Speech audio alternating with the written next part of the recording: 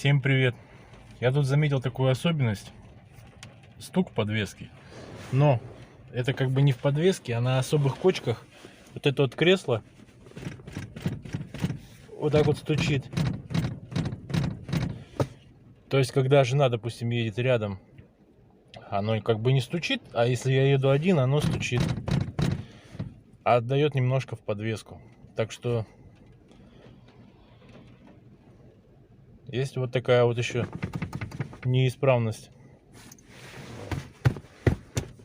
И как бы я его не двигал, в какую бы сторону я его не двигал, он все равно где-то там в механизме люфт.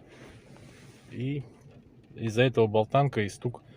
Так что смотрите, может у вас дело-то не в подвеске вовсе.